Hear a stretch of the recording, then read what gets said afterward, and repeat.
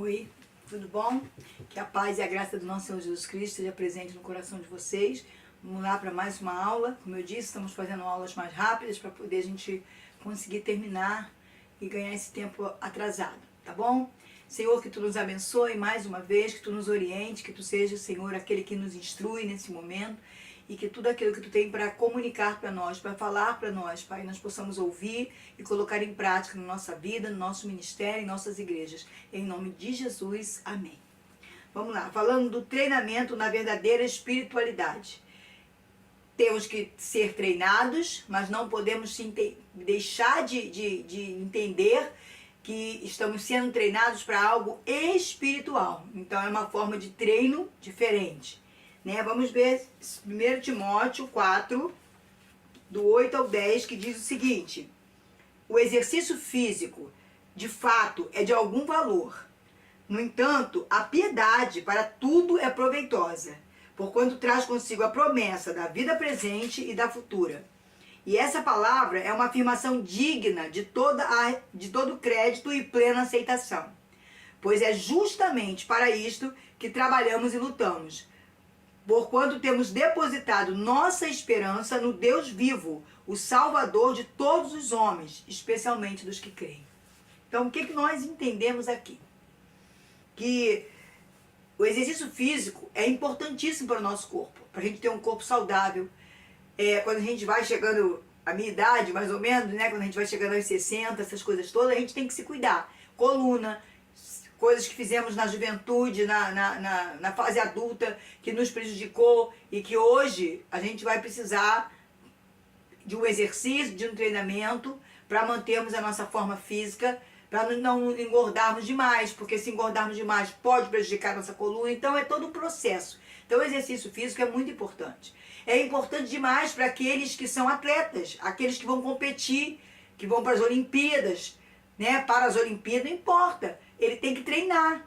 Se ele quer pular na vara, salto em vara, né? Aquela altura toda e alcançar metas, ele tem que treinar para isso todos os dias. O jogador, para fazer gol, para ser o atacante, para fazer gol, ele tem que ter disciplina de treinamento. Todo mundo acabou de treinar e ele fica lá, ó, de frente pro gol, dando chutes, tentando treinar. O goleiro também fica lá sozinho, fazendo, né, as acrobacias, né, dele, para poder ele ser melhor. Então, o ginasta olímpico e todos os outros atletas, né, precisam de treinamento. Judô, karatê, seja lá o que for, até o skatista, né, que agora é uma modalidade, também precisa de treino. Todo mundo precisa treinar muito para se aperfeiçoar e ser melhor do que já é, vencer metas. Então, como o treinamento físico é de suma importância para nós entendemos que precisamos fazer. Só que a gente sabe perfeitamente que o treinamento físico ele só vai valer para essa terra. Só para esse mundo que nós estamos hoje. E a gente não vai ficar aqui para sempre. Ninguém vai ficar. Né? Nós vamos passar pela morte. Ou antes da vinda antes do arrebatamento ou depois. Não importa, mas vamos passar pela morte. Vamos sair desse corpo de alguma forma. Então, é algo que vai ser bom para esse momento. Mas ele diz aqui, a piedade, que é a dedicação às coisas de Deus, e na verdade essa dedicação é um treinamento. Eu preciso treinar, ser melhor a cada dia, estudando a palavra, me nutrindo da palavra, comendo a palavra, né? Botando em prática, fazendo estágios na minha vida pessoal, espiritual, no meu ministério. Então essa dedicação é também importantíssima, até porque ela não é só para essa vida. Quando nós estivermos com Cristo, fomos arrebatados, recebemos o corpo glorificado, ela vai ser muito útil lá em cima também. Entende vocês? Então vai ser diferente do treinamento para coisas físicas, para o corpo físico nesse momento, é muito bom, tem que ser feito. Paulo era um atleta, era um soldado, então ele entendia disso. Mas ele mesmo entendia que a piedade é proveitosa para tudo, não só para o corpo físico, para tudo, para a mente, para o coração, para a alma, para o espírito, para tudo, e para a eternidade, e para amanhã, para o futuro, entendeu? Então nós precisamos nos dedicar, nos disciplinar, a treinarmos muito, para fazermos melhor tudo que estamos fazendo já hoje. Tá certo? Então, algo temporal é um exercício físico, né? E algo eterno é a piedade, que é a dedicação às coisas de Deus. Fazer com excelência, fazer de forma melhor possível, fazer o impossível para fazer o melhor. Essas as palavras que eu posso colocar para você. Então vamos lá. Para eu crescer espiritualmente, eu preciso me exercitar. É isso que Paulo ensina a Timóteo, a se dedicar à fé cristã. Timóteo, para você não cair, para você não se enredar na conversa daqueles falsos mestres, para você conseguir falar para o povo, e o povo crer em Deus, ter fé em Deus, crer na palavra genuína, você tem que viver. Viver é exercitar, trabalhar você mesmo para isso. Como é que a gente trabalha para ser melhor espiritualmente? Meu Deus, tendo relacionamento com Deus. Ontem eu pregava na igreja, eu lia um texto onde Davi, 1 Crônicas, acho que é 17, não, 29, onde Davi sentava, ele entra quando ele fala com Deus que ele quer construir o templo, e Deus dá uma resposta através de Natan, diz para ele que ele não vai construir, mas diz para ele que nunca precisou de uma igreja. Deus não estava dando fora em Davi. Não estava dizendo para Davi, não precisa não. Ele disse para Davi de onde tirou Davi, quem Davi era e quem Davi era naquele momento, mas que mesmo com o crescimento dele, ele continuou tendo um relacionamento com Deus, ele continuou sendo um cara humilde, ele continuou buscando a Deus, tendo certeza de que tudo que ele tinha conquistado era Deus, não tinha nada a ver com ele, né? E Deus fala para ele tudo isso, Deus coloca isso diante dele, e ele vai fazer uma oração para Deus e vai dizer, Deus, tu é incrível. Eu queria só construir uma casa, tu não disse para mim que eu não posso, porque eu tô com as mãos sujas de sangue, mas me deu a graça de meu filho fazer isso. E outra coisa, me deu a graça da minha geração, a minha genealogia, a minha árvore genealógica ser eterna, porque não vai acabar aqui com essa terra, não. O descendente que vai vir de mim, lá na frente, né? Ele vai ressuscitar e viver eternamente. E quem é o descendente? Jesus Cristo. Ele veio da genealogia de Davi. Ele é o rei, né, que veio da descendência do rei Davi. E o trono será eterno. Quando Deus diz para Davi, o teu trono será eterno, o trono é através de Jesus. Jesus é rei e vai ser eternamente. Será coroado rei dos reis, senhor dos senhores, e vai ser eternamente. Então isso tudo foi um presente que Deus deu a Davi, que ele não merecia. E Deus diz para ele isso. E ele fala, nossa, muito mais do que eu poder construir a casa, tu já me respondeu. Eu não posso, mas tu vai dar para minha descendência a construção e, além de tudo isso, o meu trono vai ser eterno. Nunca vai acabar. Ele viu de Saul parar no meio do caminho, mas o dele não ia acabar, e não acabou. Porque Deus é um Deus fiel às suas promessas. Então, quando eu vi Davi nessa condição de rei, já tendo uma casa linda, já tendo mulheres, já tendo tudo que ele desejava, e desejando isso, e Deus se agradando desse desejo dele, aí ele, quando começa o 1 Crônicas 29, ele fala assim, ele entra na presença de Deus, e ele se assenta para conversar com Deus. Então isso é um treinamento.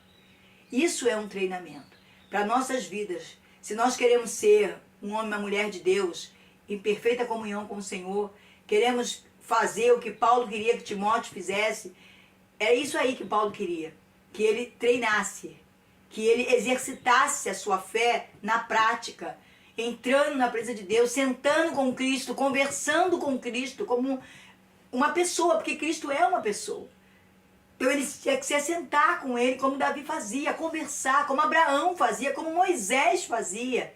Sentar com Deus, conversar com Deus, se alimentar da sua palavra, comer, receber o alimento que ele nos dá, isso é todo dia.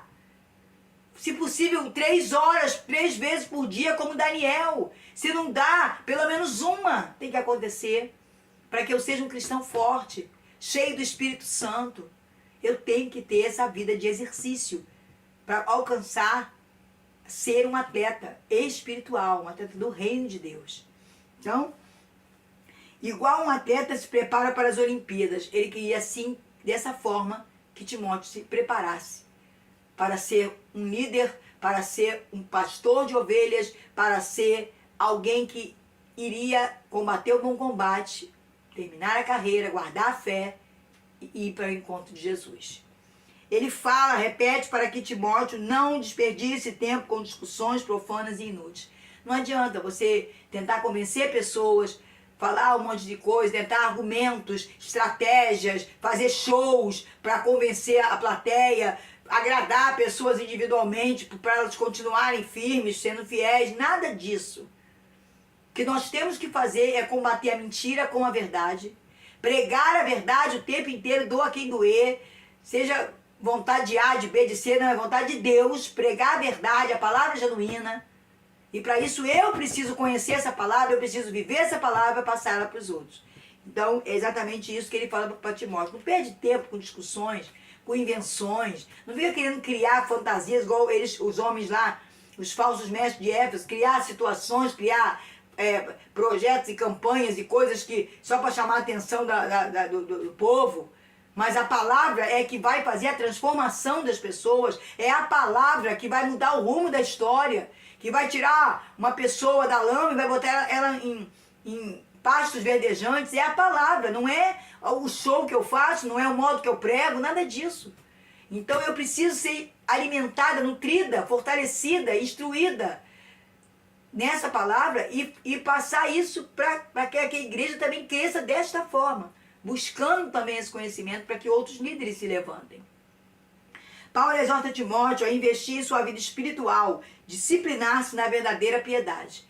Então ele fala o tempo inteiro com Timóteo, invista na tua vida espiritual, vai ler bons livros, vai ler a Bíblia, vai estudar as histórias dos discípulos, como eles viveram com Jesus, como é que foi a ressurreição, como é que foi a ascensão. Era isso que ele queria, que Timóteo se dedicasse mais ainda do que ele já se dedicava. A gente sabe que Timóteo era um menino de Deus, um jovem de Deus, um homem de Deus, mas Paulo queria que ele fizesse mais. Porque assim como um atleta se dedica para as Olimpíadas, ele não treina 2 horinhas por dia e vai dormir o dia inteiro ou vai passear, não. Ele esquece família, ele esquece tudo para se dedicar. Porque ele quer ser o melhor, ele quer ganhar medalha. E você e eu queremos ganhar galardões de Deus. Então vamos fazer a nossa parte. Todo líder deve entender que precisa priorizar a vida com Deus. O relacionamento para ser líder, no relacionamento para ser líder, temos que ser transformados e corrigidos sempre.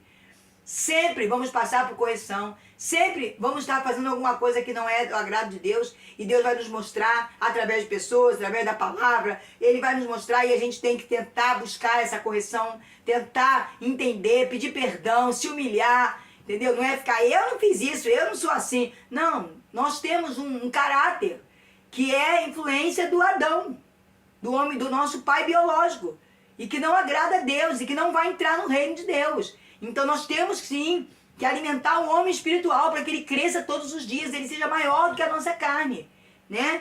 E nós temos para isso que ser corrigidos e transformados. E o que transforma o ser humano não tem outra coisa. Não é o louvor bonito, não é a boa pregação, é a palavra de Deus genuína. É você pregar Jesus, é isso que vai transformar vidas. Aplicações práticas quanto à piedade. Onde eu aprendo essas aplicações práticas? 1 Timóteo 4. Paulo ensinando Timóteo o tempo inteiro como fazer, como agir, para que ele fosse um líder de excelência. E serve para nós também nos dias de hoje. A Bíblia nos ensina, através das experiências dos homens que passaram, dos profetas, como eles viveram, qual era a realidade deles. Tudo isso é uma prática. Eu preciso entender, praticar, porque não veio o mesmo caminho, a mesma situação que veio para Oséias, não veio a mesma situação que veio para Jeremias, mas vem outras similares. E eu preciso estar ali, me alimentando para passar por todas elas e aprender com todas as experiências. Piedade deve ser uma busca pessoal à prática. Não podemos transferir para o outro. É uma experiência pessoal. Ninguém tem que passar por mim para eu entender como é que é. Não.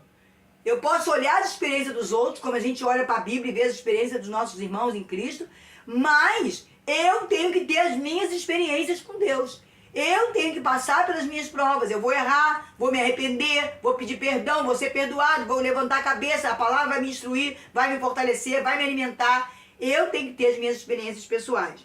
Piedade é uma disciplina. Tem que ter disciplina, tem que ter força de vontade, tem que querer, tem que ansiar por isso. É uma dedicação que eu preciso ter em excelência. Porque não é para qualquer pessoa, é para Deus. E ainda que eu faça para pessoas, eu tenho que fazer com a intenção de fazer para Deus. Eu só agrado Deus quando eu cuido do meu irmão. Mas eu não tenho que cuidar dele porque eu gosto dele, porque ele é bonzinho, porque ele me dá as coisas. Não, eu tenho que cuidar dele porque ao cuidar dele eu estou agradando a Deus. Cuja a prática da piedade produz melhor qualidade de vida espiritual. Se eu oro, se eu busco, se eu estou sempre na presença de Deus, tudo que eu faço é pedindo a orientação do Espírito Santo, se eu estou sendo instruída pelo Espírito Santo, se eu estou em obediência, amados, a qualidade minha de vida espiritual será melhor, será muito melhor. Né? Quando você olha um irmãozinho, olha o outro, ou você se compara com alguém, fulano é melhor do que eu, porque fulano está buscando. Se você buscar, você vai ser não melhor que ele, mas você vai ser melhor. Mais intimidade. Quanto mais você chegar na casa do Pai, mais você vai conhecer o Pai. Mais você vai ter intimidade com Ele. Cristo diz assim, eu quero que vocês sejam um comigo, assim como eu sou com o Pai. Lá em cima, a família já vem de uma unidade, eles são um. São 3 e são um. Tamanha harmonia. Falam a mesma língua. E Ele quer isso para nós. Nós temos que com Ele também ser um. Falarmos a mesma língua. Eu não posso ter achismos e opiniões e Deus ter a vontade dEle. Eu preciso entrar na vontade dEle. Timóteo precisava se nutrir de palavra de fé. Precisava valorizar o caráter espiritual. Precisava valorizar o homem interior. Então ele tinha que buscar isso. Esse valor de ser um homem de Deus. De o fruto vir à tona. As pessoas olharem e ver Deus nele. Procurar ele. Não porque ele é isso ou porque ele é aquilo. Mas porque ele tinha algo de Deus para entregar às pessoas. Porque ele podia orar pelas pessoas, as pessoas seriam curadas, as pessoas seriam consoladas, porque nele estava o Espírito Santo. Então, eu preciso expor, colocar para fora esse fruto do Espírito. Mas para isso eu tenho que ter uma vida interior alimentada, sustentada, em parceria, em comunhão, unida com Deus. Assim como a alimentação de um atleta deve ser rígida, a alimentação espiritual mais ainda. Eu tenho que ter cuidado do que eu me alimento. Eu não tenho que ficar ouvindo tudo quanto é pregação e achando que é tudo maravilhoso. Porque é o fulano de tal, é o ciclano de tal. Não, eu tenho que ouvir a voz de Deus. Eu tenho que esquecer até quem está pregando ali. Seja meu líder, seja o meu subalterno, não importa. Eu tenho que esquecer e ouvir o que Deus está falando através de quem Ele está usando. Pode ser uma criança, um jovem. Não importa. Eu tenho que me alimentar da palavra. E não é só ouvir pregações, eu tenho que estudar a Bíblia, eu tenho que ir para a Bíblia, eu tenho que orar, eu tenho que pedir a Deus conhecimento, tenho que pedir a Deus sabedoria, orientação, aonde eu vou, onde eu procuro. Chegar um livro, é esse aqui que eu vou ler, e Deus vai te confirmando no teu coração. Um livro que se baseie na palavra, não é um livro que conta histórias. Pode contar história, pode contar testemunho, mas tudo na nossa vida tem que ser baseado dentro da palavra de Deus. Se não for dessa forma, não adianta. Palavra genuína. A palavra ela é comparada a um leite genuíno. Eu não posso pegar um bebê e dar um leite falsificado, dar um leite estragado. Eu tenho que dar algo puro, genuíno. Certo? A mesma coisa é a palavra. A pessoa está se convertendo. Se eu ficar enchendo a cabeça daquela pessoa de mentiras, de heresias, de promessas que não vão se cumprir, que Deus não falou que vai fazer, mas eu quero falar para a pessoa ficar animada, a pessoa está ali, eu vou... Daqui a pouco aquela pessoa vai se frustrar comigo, com a igreja, com Deus, com todo mundo e vai embora. Eu tenho que alimentar essa pessoa dentro da palavra. Ela precisa conhecer a verdade. A verdade, Jesus não precisa de ajuda. Tem pastores que estão esquecendo isso. Cuidado com isso, cuidado com aquilo. Mas estão esquecendo que Jesus não precisa de ajuda. Se ele é o cabeça, se ele está orientando, eu tenho que fazer o que ele manda. A gente só vai incomodar aquele que não está com ele. Entenda isso. A gente só vai incomodar, as nossas pregações genuínas, a palavra de Deus só vai incomodar aquele que não está com Jesus. Que está a fim de agradar homens.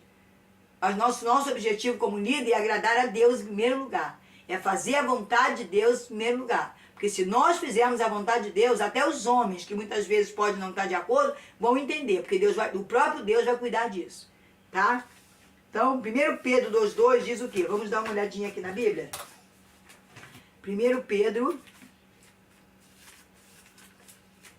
2,2 diz o seguinte: desejai o puro leite espiritual, como crianças recém-nascidas, a fim de crescerdes por intermédio desse alimento para a salvação.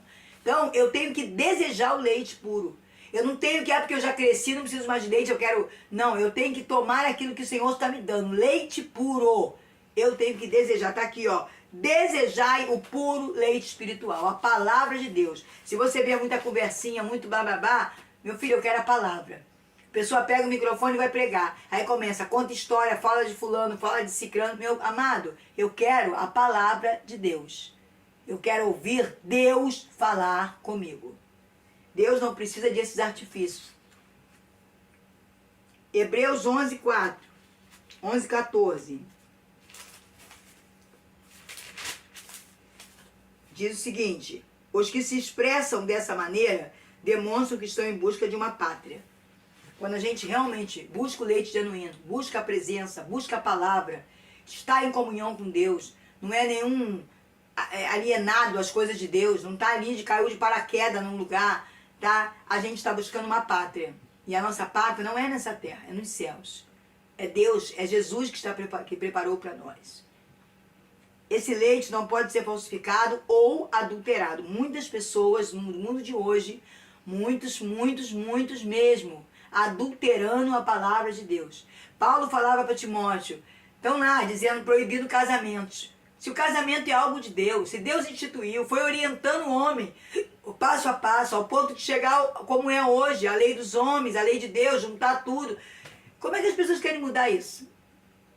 O mundo diz assim, o que tem nada a ver morar junto? Já estamos casados, já fez sexo, está casado. Isso não existe, amados. Não está na Bíblia. Era essas coisas que Paulo falava, porque as pessoas lá em Éfeso estavam proibindo casamentos. Essas eram uma das mentiras que eles estavam implantando.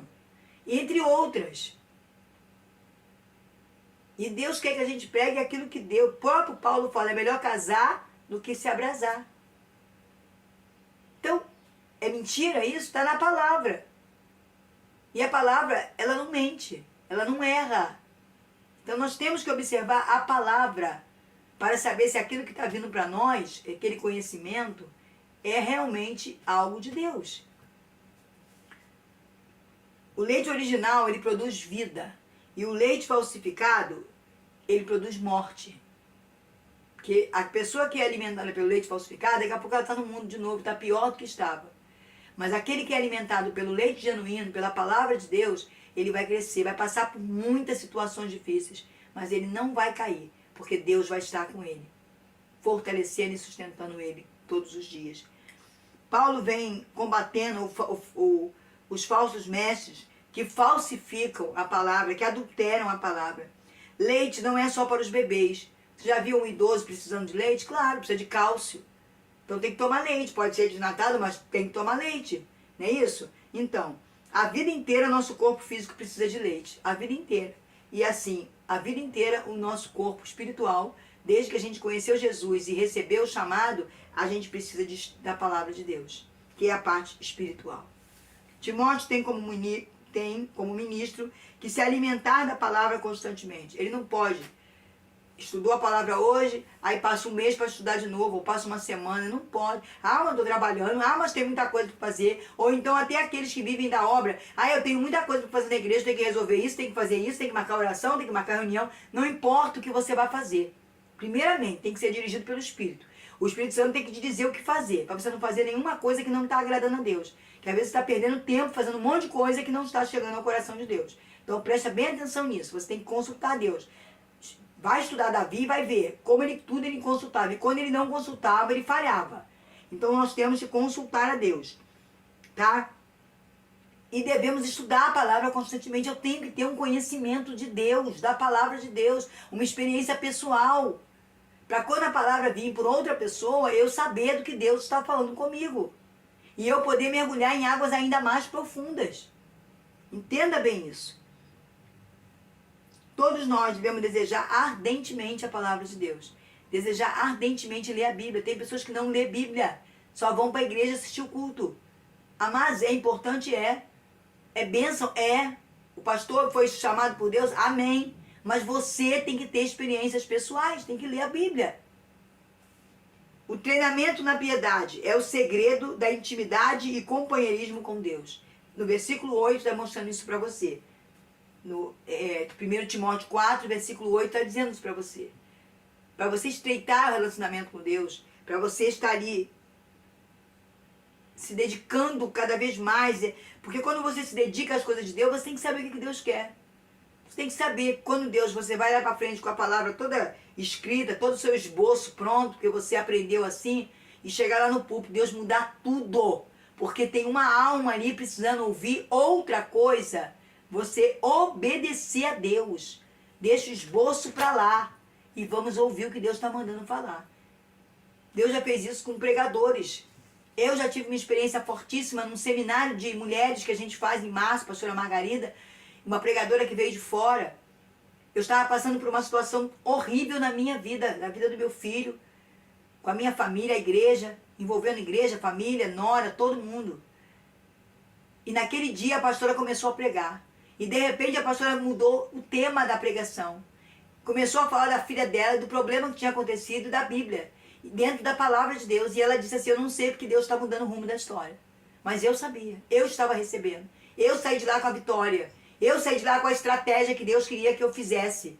Então eu saí de lá, baseado na palavra de Deus, cheio do Espírito Santo, para fazer aquilo que Deus me mandou. E eu fiz, quando cheguei em casa, eu fiz e eu recebi a vitória. Então, é importante isso. É muito importante que você tenha intimidade com Deus. Não só valorizamos o que praticamos.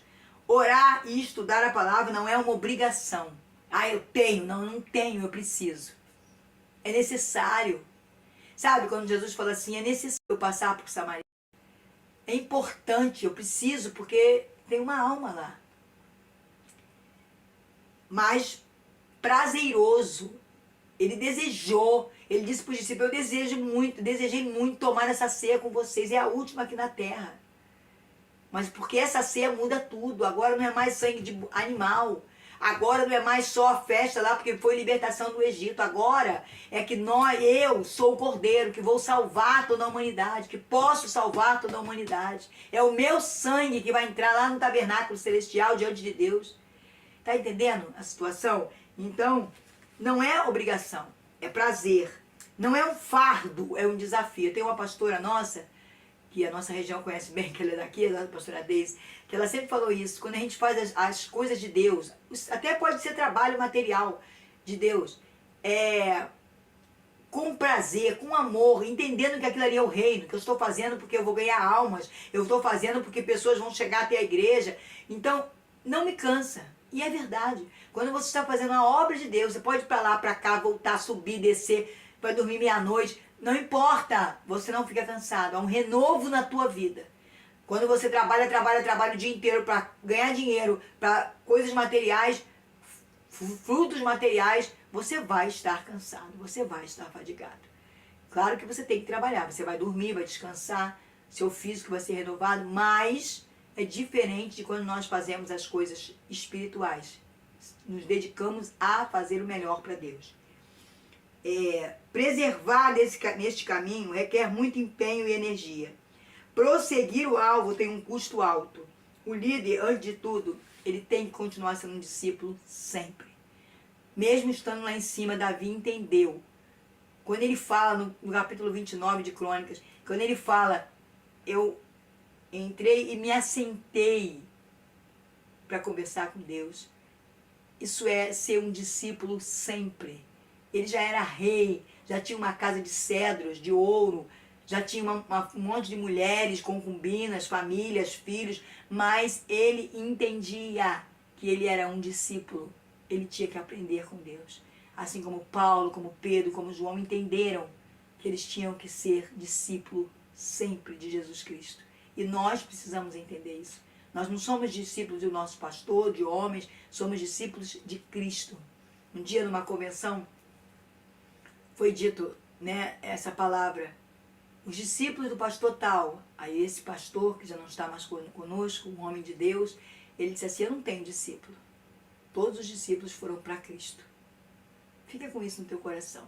E seja um discípulo, não importa se você vai ser o pastor titular, se a sua igreja vai ter mais de 1000 membros, se você vai ser uma pessoa poderosa na terra, porque o Espírito de Deus está em você, não importa. Seja discípulo. Aprenda sempre. Se reconcilie com Deus sempre. Peça as instruções. Seja um atleta espiritual e um vencedor. Em nome de Jesus. Deus abençoe. Mais uma aula.